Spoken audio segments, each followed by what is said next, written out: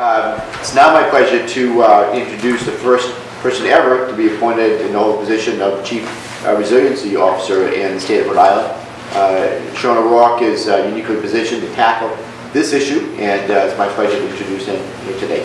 Sean, thank you. Thank you, Congressman. Thank you to all of our delegation as well. Just echoing the other thoughts that we are really lucky here in Rhode Island to have such incredible environmental leaders, a really deep bench of environmental leaders across the state who are really contributing to help us better prepare for this changing climate. And thanks for the opportunity to present today. So I serve as the Chief Resiliency Officer for the state. And what has been really interesting to watch over the past couple of years is the increasing amount of events that we're seeing not only here in the United States but globally around climate change. And we're starting to measure and see these impacts on the ground every day.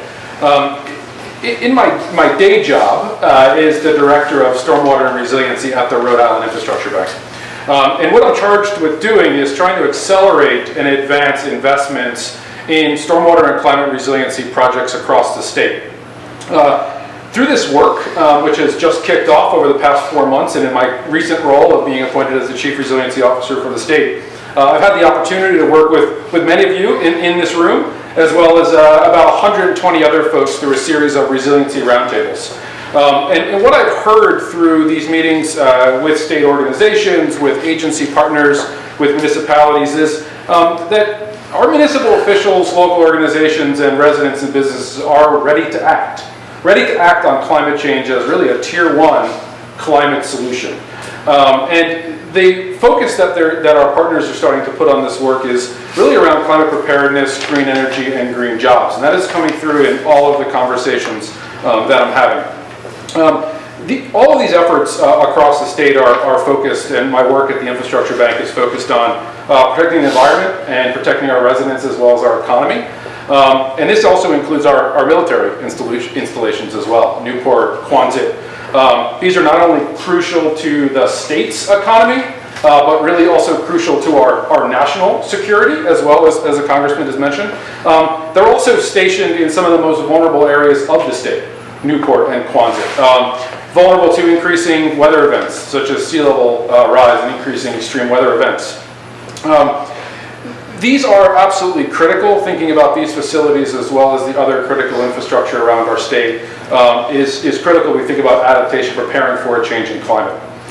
So since my appointment as Chief Resiliency Officer a few weeks ago, we've kicked off this statewide outreach process called Resiliency Roundtables. We're going to be hosting 10 around the state. We've already held 4, as I mentioned. 6 will be coming in the coming weeks. And it's been fascinating to hear the input that we've been receiving from community leaders, from coastal communities and inland communities as well, to try and understand what are the critical adaptation and climate resiliency investments that we need to be preparing for as a state for known climate adaptation issues.